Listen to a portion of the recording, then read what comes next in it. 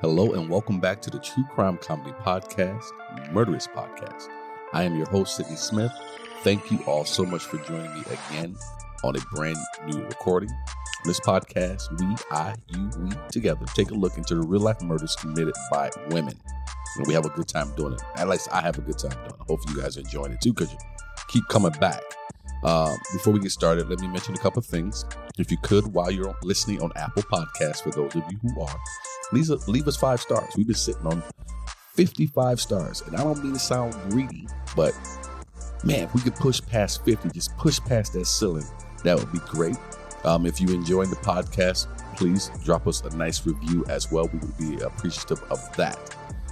And it costs you nothing to do so. Absolutely nothing. Now, if you listen on any other platform, I get it. They don't let you leave reviews. I don't do Spotify, Stitcher. I don't believe they let you do it. But if you could leave us a nice rating, that would be cool. We would appreciate it. We got good ratings going on Spotify as well.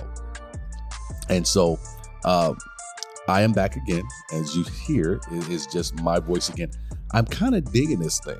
And I think partially because I started a podcast with my wife, Tamara.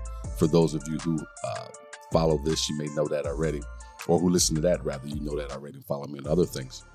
And so we started a podcast together called Running in Slow Motion. And that is going over like gangbusters. So having a good time with that as well. So I think it's like anything else. When you're married to someone, you like your time together. But then, hey, man, let me just figure out something I can do by myself. Maybe go fishing, or let me get back to doing this podcast that I do solo. So I think I might have found a love for the solo podcasting based off of my love for doing Running in Slow Motion with my wife. If the title sounds a little weird to you, forgive us, but it means something to us. My wife has this way of always saying we're grinding to get to where we're trying to go. And together we just seem to knock down goals, and it works for us. But the way she put it was, we're running in slow motion. And she said that several years ago. And that's what we decided to name the podcast because it meant something obviously to us. But we feel like other people would be able to relate, whether you're married or not married, because it is not a marriage podcast. I hate those podcasts where people are trying to come on and give advice on relationships and marriage. We do talk a little bit about our own shit, as well as she teases me and gives me all kind of grief. And in the middle of that, we talk about our life together and everything, but we don't do it from the perspective of, hey, look at what we're doing. You need to do this too, because again, I hate that shit. If people wanted advice from you, they would come to get advice from you. And I don't think that's why people necessarily want come to podcasting. So anyway, if you guys could check that out, Running in Slow Motion, again, something else I would be appreciative of. And if you dig it, please give us a follow or a share. Apple's got everything fucked up. I think on there is not subscribing. It is following. So follow on Apple, subscribe on everything else. And if you dig it, share with everybody you know. I probably need to put that on a fucking t-shirt. That sounds bananas. Absolute bananas. And just to update you guys on something else, because I know you have not heard a new version of my voice in a couple of weeks. That's because I'm just got so much I'm trying to get accomplished. Shooting my special in November. So that's going along.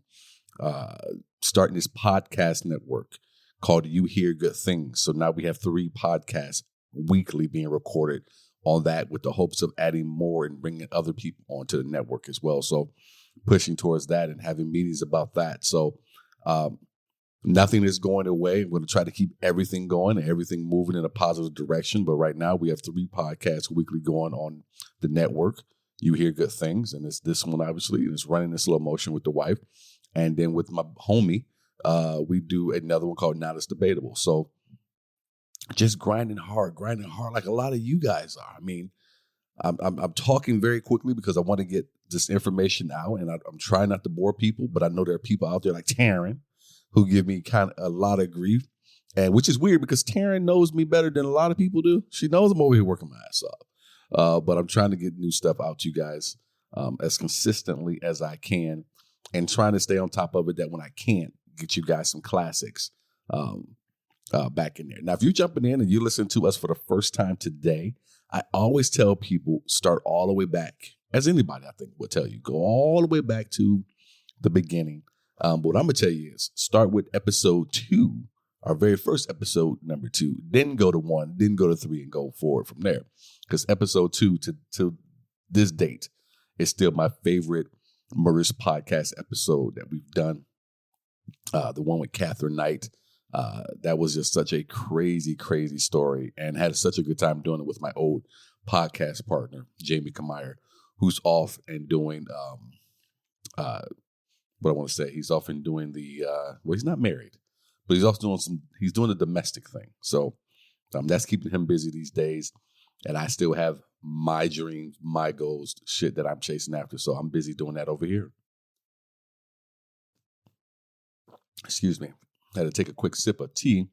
Woke up today. Allergies are acting up. Who knew in Phoenix when it's 100 million degrees outside for 100 days in a row that the heat wouldn't kill everything that would give you allergies? So I woke up with some allergies. So forgive me. I had to take a sip of tea. Before I get into the story, I am going to be at the Tempe Improv starting tonight from Thursday to Saturday. So jump onto the website, Sidney Smith Creative. Creative is going to be spelled CRE, the number 8TIV, and get your tickets. Come check me out. If you happen to have heard me say come to the show and you come to the show, come up to me, let me know that you came out. Let me know if you had a good time. I would love to hear from you. Also, next weekend, I am at Stir Crazy Comedy Club in Glendale, Arizona. Same website. You can go jump on and get tickets there as well. I'll be hosting this weekend. I am featuring next weekend. So if you're a comedy fan, you know what that means to you. But either way, I would love to see you come on out. It would be nice to have you there for sure. I think I've knocked down everything I wanted to say to you guys. Again, thank you. Appreciate you. I appreciate you. So what I'm going to do, because what we've done in the past, whether it's by myself or with partners, podcast partners, is when the story was short, I kind of vetoed, for the lack of a better word. No, we're not going to do that one. I don't think that gives enough insight, enough depth. Excuse me. The podcast isn't going to be long enough. All these different reasons. But I think what I'm going to do, because I think I have limited the show to a certain extent, when I find something that I think is truly worthy of you all, I'm going to do it. And what I'm going to do is I'm going to call it a Murderess Podcast short, and I'm going to put those up. So you may see those. Those are going to be separate, obviously, from classics. It's going to be obviously separate from the regular episodes. But I still want to make sure we're getting as much out there to you guys as we possibly can. So we're definitely going to have to look at those a little more than we have in the past. So I'm going to make sure we do that. So we're going to start today with one of those, actually. Excuse me, I'm just trying to pull this back up on my screen here for a moment. Sorry, I'm a little sidetracked. What do we got going? What's the problem? Let me just pull this back up over here. There we go. All right. So I want to get into this story. This is one, when I was looking for something I wanted to do new this week, I came across a couple different ones, and they were all short ones. And I said, man, these are still some good stories. These are still some ones I want to share. Not that they haven't been done before. There is a million true crime podcasts out right now, but these are some that I want to share with my listeners. And I had some people who've jumped on recently who said they love the fact that I've got so many that they've never heard of. I think they say a lot of other podcasts do a lot of the same murders, and I don't know if everyone's just looking at what everybody else is doing and looking at everyone else's numbers and just saying, "Oh, I got to do that too," because it seems to be. And we don't do that here. We genuinely sit down and look at different stories, pass them back and forth, and say yes or no, just based off of interest. You know, a lot of times with the female killers, a lot of them, they kill with poison and things like that. And so that makes it a little bit tougher because I don't want that to be the story you guys hear every week either. So just want to make sure we're trying to keep it as fresh and as update. But again, thank you guys for sticking with the podcast and continuing to listen. It is so appreciative of you guys to do that. There's been some up and downs in terms of time frame, in terms of is there going to be a podcast a co-host or not. So thank you guys who have stayed on the ride, even though it's gone up and down a little bit. But you guys have stayed on for the most part. So I do appreciate you. This week's murderess is the young Monique Maestas. 16-year-old Monique Maestas and her brother Bo searched Las Vegas looking for the drug dealer that had sold them $125 of fake meth. And when they couldn't find her, they went to her residence where two young children were the only ones home. Tamara and Robert were gambling at a nearby casino, leaving the children home alone. So it's either Tamara or Robert at this point, not quite sure, not the both of them, because they used the singular on dealer. But one of these people sold these two teens some fake meth, $125 worth. That's a weird number, $125, not $120, not $130, $125. When Brittany refused to open the door to strangers, Monique and Bo lied and told the girls that their mother was injured to get the door opened. Once they were in, one of the most vile scenes I have ever read unraveled. They stabbed Misty, and Misty was the 3-year-old of the two girls. They stabbed Misty, the 3-year-old, so savagely that the knife went halfway through the innocent child's head. Her foot was severed. Her older sister fared better, but not by much. Bo plunged the knife into her young body 20 times, with 2 of the wounds severing her spinal cord and sentencing her to a life of paralysis from the waist down. When I was looking at this, folks, I had to read a couple of lines during my research 3-4 times because I couldn't get all the way through. And this story, again, while I thought this was one that I wanted to do. You ever read something that or saw something that you just had to look at? Maybe it was when you was taking biology class in high school and you knew you needed to do this, even though you were not really into this. I feel like I needed to do this story, so I really had to push myself past the description that's given in the research of this story. And I don't take all of that from it and put it in here. I didn't think it was going to be absolutely necessary. But even now, thinking about a 3-year-old little girl being stabbed the way that this little girl was, I had tears. And I'm not ashamed to say it. I had tears rolling out of my eyes because she was only 3. And to have something like this happen to a small child that I didn't know, to a family I don't know, you got to be dead inside if you don't feel something. So her older sister didn't fare much better, she did fare much better, but not by much. Bo plunged the knife into her young body 20 times, with 2 of the wounds severing her spinal cord and sentencing her to a life of paralysis from the waist down. When police arrived at the scene, Brittany, the older sister, was pleading, "I don't want to die. I don't want to die." Though they tried to conceal this terrible crime, they quickly were caught when Bo's girlfriend, forget Bo is the older sister to Monique, when Bo's girlfriend placed them at the scene. In a jailhouse letter, Bo confessed to, quote, slaughtering those little pigs. I flipped out and went and killed that lady's youngest daughter, and I paralyzed the older one. 3 used to be my lucky number. Now when I think of 3, I see a little boy hanging eye level from a knife that's half her size that's in my bloody hand.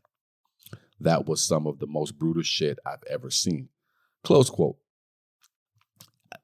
I didn't know what to take of this, and probably because I was very upset, again, reading through some of the stuff that I found. To say all at the same time, trying to explain what happened, admitting to what you did, but starting it out with slaughtering those little piggies, says a lot about you. Monique also confessed, quote, I should have sliced the girl's neck. I just kept stabbing her. I just kept trying to stab major organs, close quote. These sound like the confessions of crazy people. There's not really a sorry in here in these words at all. I don't really see, these are definitely just a confession. Obviously, they're not an apology. I should have sliced the girl's neck. Not I should not have been there. Not that, we went there and we should have turned around when we figured out it was just kids there. Just, I should have sliced the girl's neck. I don't know where these type of people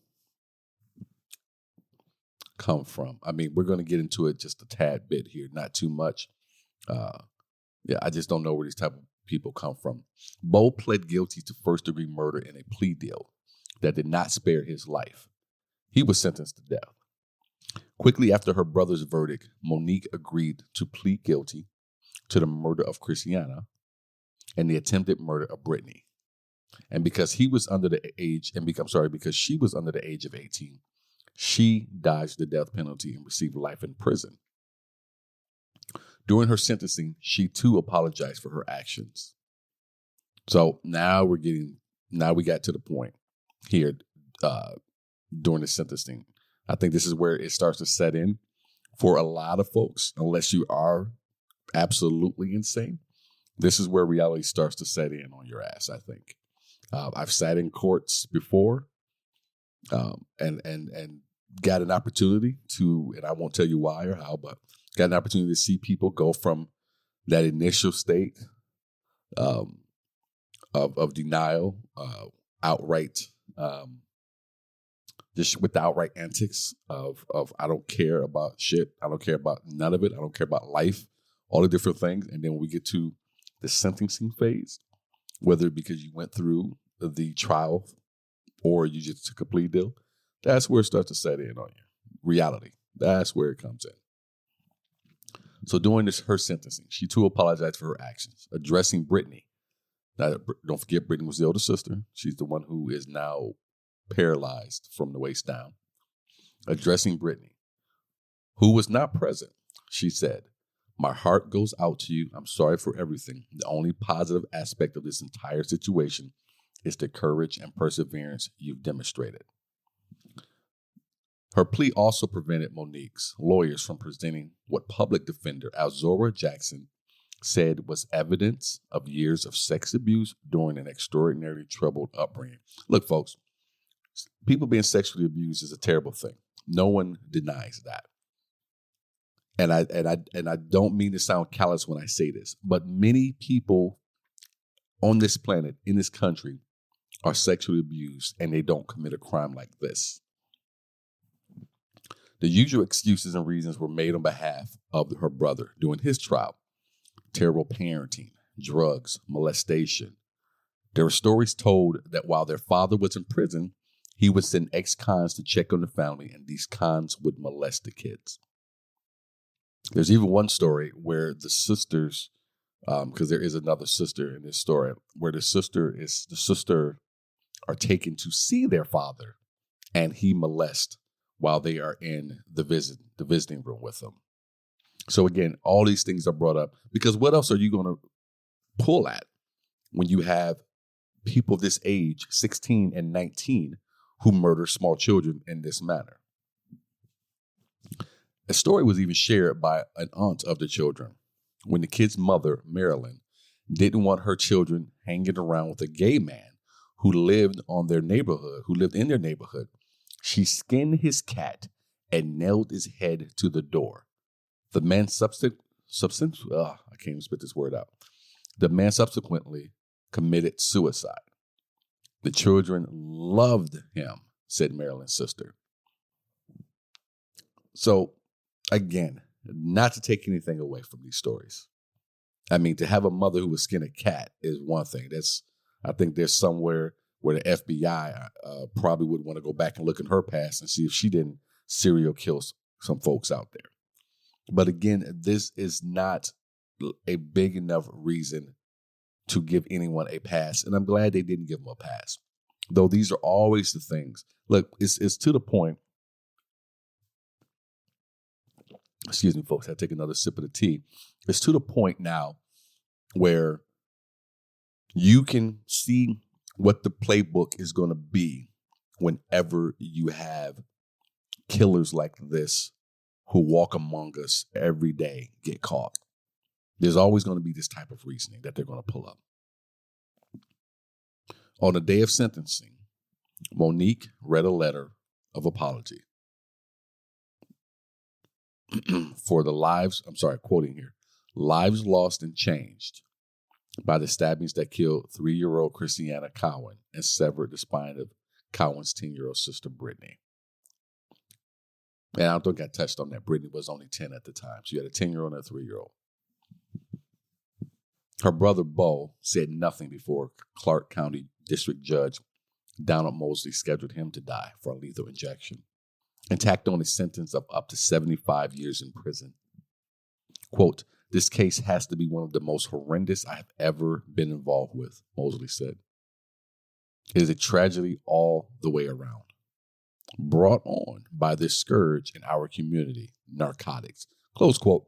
Look, again, I don't know. I guess I wish I had the entire quote. I can't believe this is the only thing that the judge would have said. Maybe it is. Or maybe this is just a snippet of what he said. But to say it was brought on by the scourge in our community, narcotics, again, understating. So as Bo and Monique were led from the courtroom, Monique blew a kiss to her older sister, Misty, 26, who sobbed quietly as she sat alone and watched the sentencing. Misty said outside the court that she also was abused as a child. How come you're not out killing people then? See, this is the thing right here. So you got 3 kids. 2 out of 3 turn out to be murderers, drug addicts, and the third not. And so not taking for granted, again, the rearing that these children got from what I found in the research, having a father who was twice convicted, I want to say of murder, of some level of murder, and a mother who was skin a cat and nail it to someone's door, to a neighbor's door. You can raise kids, I feel, and I say this, and I say this all the time. My mother had 4 kids. We couldn't be more different from each other for the most part. Me and my baby brother probably more similar than anyone else in the 4. But we're all raised the same roof, same woman, and we couldn't be more different. Lives went in different directions. Now, none of us are in prison. None of us committed crimes like this or otherwise. But again, you can raise your children, if you're raising them, and they can turn out in whatever manner that they're going to turn out for a lot of different reasons. So to just try to walk into a courtroom, and I know these defendants, most of the time they're public defenders, they're only going with what they can when they're grasping, in my opinion, at the straws of the childhood, because you don't have to be that way. You don't have to be that way.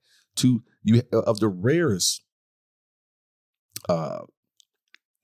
occasions do you have someone who just can't overcome, and maybe because nothing is absolute, maybe that environment has really made an imprint. But to let that be, and then to have another sister who didn't turn out this way, well, what does that say for the other 2? What does that say for the other 2? So Misty said outside of court that she also was abused as a child. Now married and caring for her husband's 2 children in Clearfield, Utah, Misty testified during her brother's penalty hearing that the Maestas children were products of a drug-dealing mother and a twice convicted killer who spent almost all of his adult life in Utah prisons. Quote, "To me, the whole thing is, if they hadn't been on drugs, this wouldn't have happened." That's what Misty had to say. Close quote. That's what Misty had to say. In the wake of the attack, Brittany was fostered by Judy and Bill Himmel. In 2008, Tamara granted Brittany her lifelong wish when she relinquished her parental rights and signed an open adoption agreement with the foster parents who had taken care of her following the attack. So just quickly, we saw the father and the mother of Brittany and Bo, and Misty for that matter, also arrested, got jail time. I think the mom got 4 years.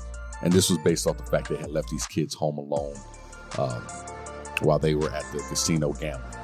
The father refused to go to court to sit there and watch the trial. I believe he was stated saying he wanted nothing to do with these kids. So they had stepped away from it. The only one who stood by them, it looks like it was just like whether they have contact now or not, I have no idea. But going back to what I said before, this was a horrible, horrible story. The most ugly details I absolutely kept out.